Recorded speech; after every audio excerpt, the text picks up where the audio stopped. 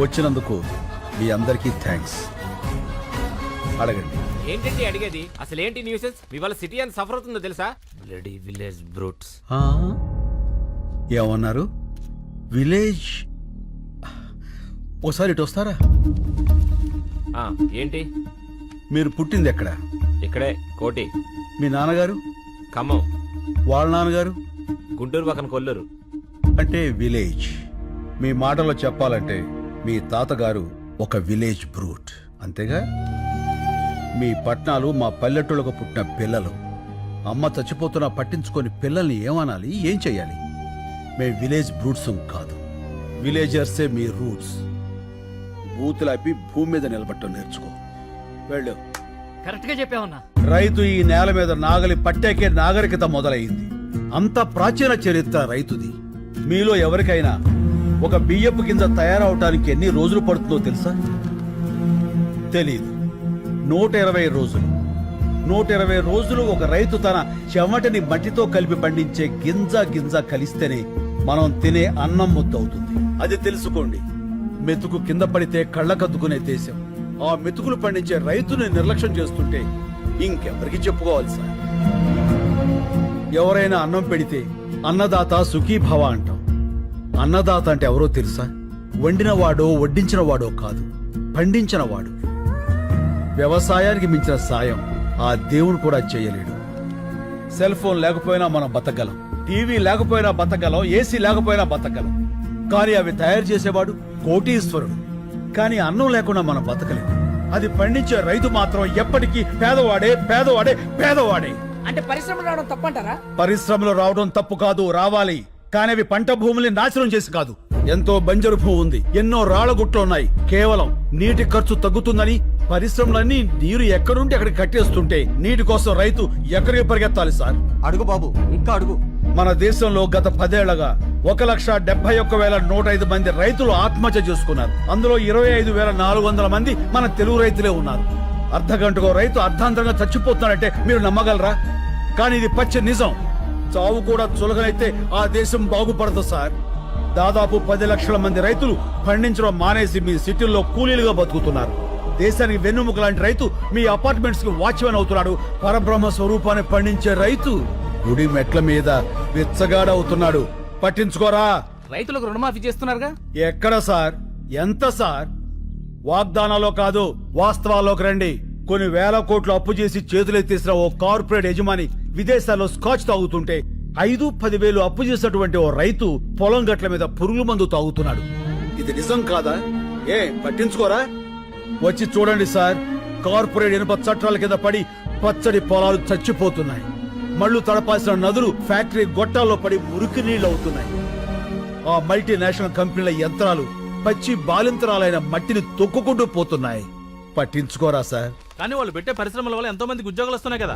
ఏం పరిశ్రమలు సార్? పోషకాహారాన్ని మొత్తాన్ని ప్రొడక్ట్స్ గా మార్చేసే పరిశ్రమలా? గుడ్లతో షాంపూలు, క్యారెట్ తో క్రీములు, సోయాతో సోపులు. 2 రూపాయల గుడ్డుని 10 రూపాయలకి, 10 రూపాయల క్యారెట్ 100 రూపాయలకి కొంటున్నారు ఆ కార్పొరేట్ వాళ్ళు. ఆ రేట్ ఇచ్చి పేదవాడు కొనగలడా? పోనీ ఆ డబ్బు రైతులకు వెళ్తుందా అంటే అది లేదు, దళారీలకు వెళ్తుంది. ధనవంతులైన దళారీలు ఇంకా ధనవంతులు అవుతున్నారు. పేదవాడైన రైతు మరింత పేదవాడు అవుతున్నాడు. పోషకాహారం దొరక్క పేద పిల్లలు, పేద వృద్ధులు జబ్బులతో విలవెల్లాడుతున్నారు సార్. ఏ ఉద్యోగమైనా సరే మనం బతకడానికి పనికి రావాలి. కానీ మన బతుకుని పాడు చేసే ఆ ఫ్యాక్టరీకి మనం పనికొస్తున్నాం. వ్యవసాయం కూడా పరిశ్రమే, రైతు శ్రమే. అది గుర్తించండి. మాది చిన్న గ్రామం సార్. 500 గడప, 5 లక్షల కోట్ల టర్నోవర్ ఉన్న కార్పొరేట్ సంస్థతో మేము పోరాడుతున్నాం. గెలవటానికి కాదు, బతకటానికి. మా గొంతులు మీకు వినిపించట్లేదని 6 రైతులు గొంతులు తెగ్గోసుకుని చనిపోయారు సార్. ఏదో నీరూరు, ఆ ఊరి గొడవ మనకెందుకులే అనుకుంటే ఏదో ఒక రోజు ప్రతి ఊరు నీరూరే అవుతుంది సార్. ఆలోచించుకోండి. విదేశాల్లో ఉన్న మా సాక్షుల్ని కోర్టుకు రప్పించండి. మీడియా తలుచుకుంటే ఈ ప్రపంచాన్ని కదిలించగలదు. ఆ సత్తా మీకుంది. ఈ 3 ఏళ్లుగా మేము పడుతున్న బాధ మీకు తెలియజెప్పాలని ఈ 3 రోజులు మిమ్మల్ని బాధ పెట్టాం. అందుకు క్షమించండి. మేము చేస్తున్న ఈ పోరాటం మీకు న్యాయం అనిపిస్తే దయచేసి సాయం చేయండి ప్లీజ్. శంకర్ గారు, జర్నలిస్ట్ అంటే కేవలం రిపోర్టర్సే కాదు సార్, న్యాయానికి సపోర్టర్స్. ఇప్పటిదాకా మేము టీఆర్పీల కోసం పనిచేశాం. మా పని మేము కరెక్ట్ గా చేస్తే ఎలా ఉంటుందో ఇప్పుడు చూపిస్తాం. సాక్షులు వస్తారు, రైతు గెలుస్తాడు.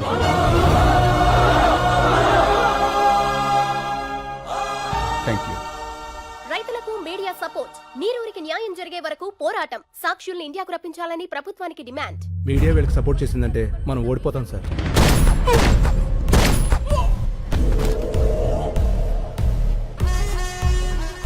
ఓడిపోతామని నీకు అనిపించినా కూడా నాకు చెప్పకూడదు.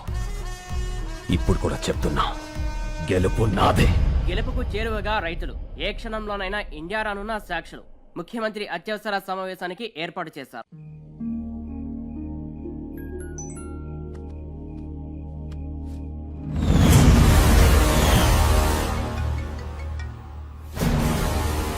హలో. ఏయ్ కత్తిసీను, ఫోటో ఎలా ఉంది? అతను మాత్రం ఏం చేయకు. సరే, ఏం చేయను.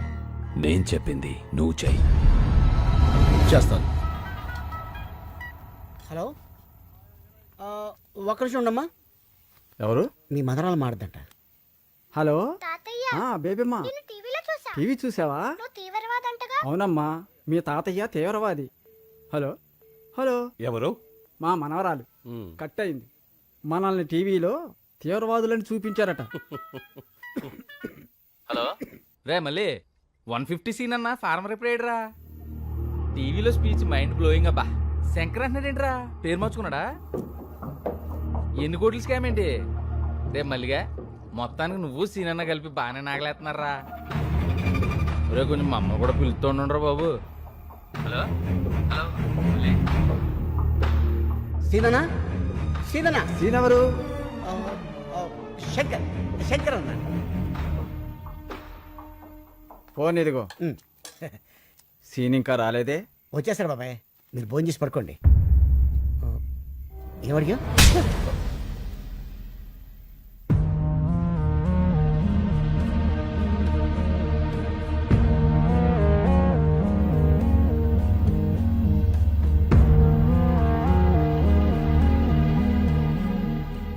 ఏంటి అంతా అదోలా ఉన్నారు? చాలా ఆలస్యమైంది కదా, ఎదురు చూస్తున్నాం. ఏంటవి? ఇవి మన కేసు తాలూకా పేపర్లు.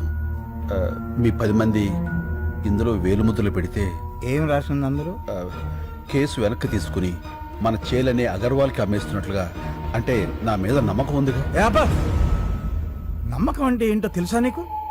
మన చేల, మా చేల. చెప్పరా, ఎంత కమ్ముడిపోయావు? మమ్మల్ని ఎంత కమ్మేశావు? శంకర్ ఏం చేశావు? అసలు ఉన్నాడా? మాట్లాడవయ్యా. ఉన్నాడని చెప్పయ్యా, నీ కాళ్ళు పట్టుకుంటా. బాబాయ్ ఏంటి? ఎవరా నీకు బాబాయ్? పర్సలు పెట్టి పిలవాల్సిన మనుషులరా మీరు కాదు. అసలు అమ్మ బాబు ఉన్నారా మీకు? ఇంకొక మాట మాట్లాడితే పెద్దోళ్ళని కూడా చూడను, నాలుగు చీరేస్తాను. మళ్ళీ నువ్వు ఉండనా? ఏమయ్యా, ఒక మాట్లాడుతాను, నిజం చెప్పండి. మిమ్మల్ని అమ్మేయాలనుకుంటే ఈ కేసు ఇక్కడ దాకా వచ్చేదా? ఈ రోజు దేశం అంతా మీ వైపు ఉంది. ఎవరి వల్ల? ఈయన వల్ల కదా. 10 కోట్లు ఇస్తా అన్నారు. అడ్వాన్స్ గా 15 కోట్లు ఇస్తే వాళ్ళ మొహాన్ని కొట్టొచ్చాడు. ఏ ఆ రోజు వేలు ముద్రలు పెట్టమంటే పెట్టేవాడు కాదా? పెట్టేవాళ్ళ కాదా? మా అన్న కూడా మీలాగే రైతు బిడ్డ. మా నాన్నగారు వ్యవసాయం చేయలేక చనిపోతే పొత్తిళ్లలో బిడ్డను పెట్టుకుని వాళ్ళ అమ్మగారు సిటీకి వచ్చారు. ఓ కన్స్ట్రక్షన్ లో కూలి పని చేస్తూ ప్రాణాలతో పాటు బిడ్డను కూడా వదిలేసింది. ఈయన చేసిన మొదటి దొంగతనం ఏంటో తెలుసా? అన్నం. అన్నం కోసం దొంగ అయ్యాడు. ఇప్పుడు అన్నం అందరూ పెట్టడం కోసం మనిషి అయ్యాడు. ఏం తెలుసాయా మీ శంకర్కి? ఏడవటం, ఎదిరించడం, అంతేగా. మిమ్మల్ని గెలిపిస్తుంది మా అన్న. అందరినీ నమ్మేస్తున్నామని మీరనుకుంటున్నారు. మిమ్మల్ని మీరే నమ్మడం మానేశారు. అందుకే మీ బతుకులు ఇలా ఏడుస్తున్నాయి, కుక్క బతుకుల్లాగా. తప్పు తప్పు.